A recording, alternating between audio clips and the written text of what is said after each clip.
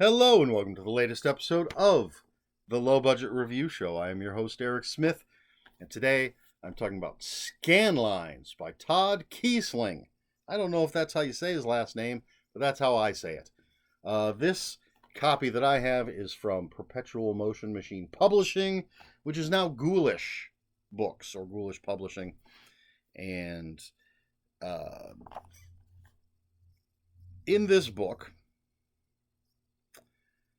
that was a terrible segue. This says, a little difficult to read. I'm going with back cover copy here. In 1987, Congressman Benjamin Hardy III died by suicide on live television amidst accusations of political corruption. Years later, rumors of a recording surfaced among VHS trading groups and urban legend chat rooms. Dubbed the Duncan tape after the deceased cameraman who attempted to sell the video, the rumors allege that anyone who watches the tape is driven to suicide. Or so the story goes. In truth, no one has ever seen the supposed Duncan tape, presumably because it doesn't exist. It's a ghost story perpetuated on the forums and chat rooms of the internet. Another handful of bytes scattered across the information superhighway at blistering 56k modem speeds. I apologize. It's without my normal light shining down for reading, I'm finding this difficult where the darker areas are.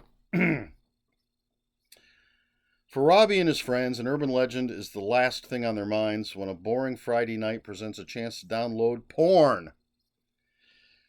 But the short clip they watch turns out to be something far more graphic and disturbing, and in the coming days, they'll learn even the most outlandish urban legends possess a shred of truth. There's your nutshell. For the too long didn't watch folks, I gave this, I believe it was 4 out of 5. I really liked it. I don't think I gave it 5. I really should check ahead of time sometimes. Check my Goodreads ratings. But I believe I gave it 4 out of 5. This is a really, really good but dark book. Can't say it's a fun read, but it is definitely a good read. Excuse me. There is an introduction from the publisher where he actually talks about the story is inspired by an actual on-air live suicide by a politician, and so Max Booth talks about his experience with seeing that. And then we get into the story, and we start with is this a spoiler? We start with a suicide note, and then we get into Robbie telling the story. And basically, he has received a stack of journals from one of his friends. And we get journal entries, and then basically Robbie's sort of commentary or telling us what happened in relation to what this journal entry might be, how that ties into the old story, which is these three friends. Well, one friend, two brothers and a friend. Anyway, yes, they want to download some Jenna Jameson porn, but then the clip they end up watching is this live televised suicide. And then they become haunted. They start seeing the dead man's face all over the place. They're having nightmares. And there's a little bit of what feels like The Ring, in that they may or may not be compelled to rewatch this. They may or may not be compelled to show it to other people. Some things aren't necessarily clear, since we're getting this from Robbie. Sometimes we have to rely on his interpretation of things that are happening. But and I like the format it'll have the journal entry, and then it says pause with the little pause symbol there. And then sometimes we will get play and fast forward or rewind. And we get stop. Excuse me. So this is and then there's an afterword. Does he call it an afterword? Yes, from the author. There is an afterword, and he talks about how this was supposed to be a cathartic experience, if I'm not mistaken, and turned into something much, much darker. I think he said it was supposed to be a coming of age story. Turned into something much, much darker. And this is a very, very dark story. But the characters are interesting. The imagery I found very creepy. Just for example, one of the characters is looking at somebody and sees the dead man's face, but it's not just the dead man's face. It's the dead man's face as you might see it on an old VHS tape. It's staticky, and it's got scan lines. And to me, that's much creepier than just, I'm looking at my local butcher, but he's got this dead man's face. I'm looking at my local butcher, and he's got this creepy, staticky, scan-lined VHS dead man's face. Much better described in the book than what I just said. So really, and it's quick read. I read it in basically one sitting. I probably got up and used the bathroom or something, or maybe stopped for dinner. But very quick read, very dark. So be prepared for that.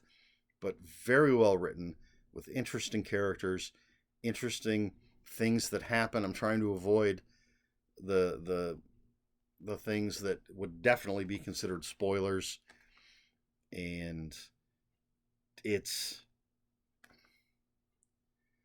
took something real, and which I always or often question, using a real tragedy, making it into entertainment.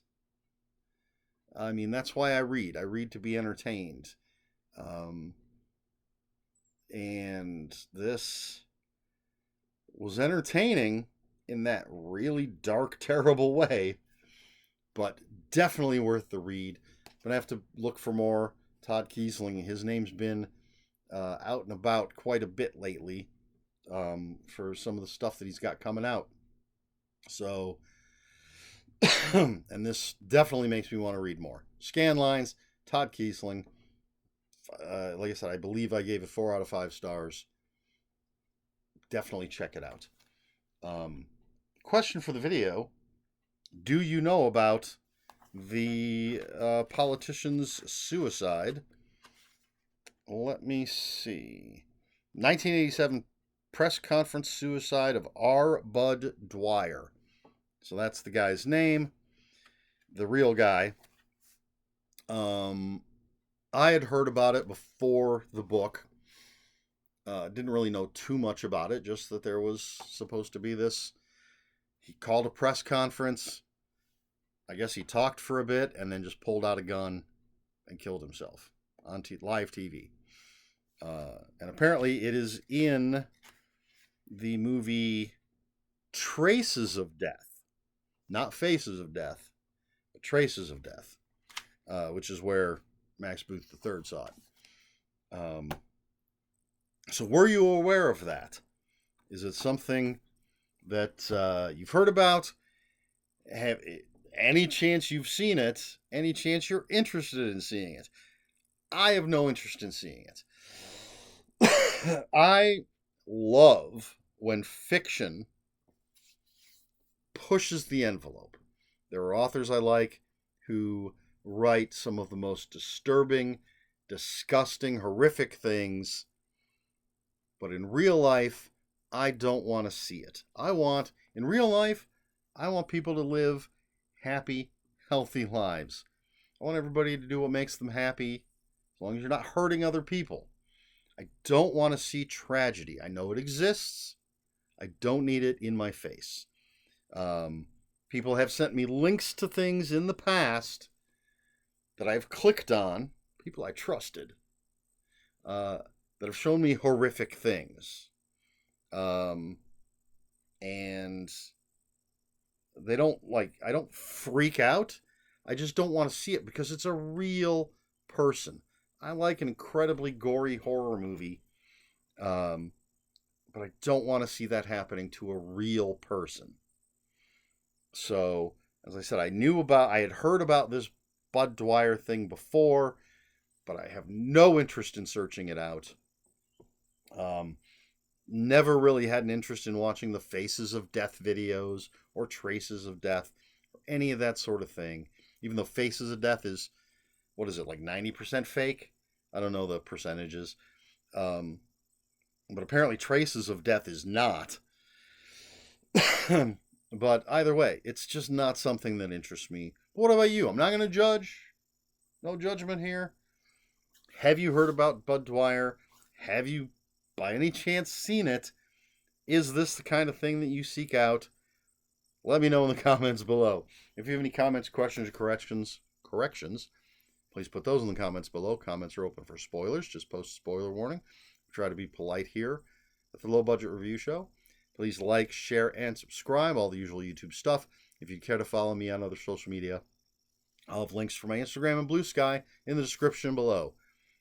And that's all I've got. This has been the Low Budget Review Show. I have been Eric Smith, and until next time, read more books.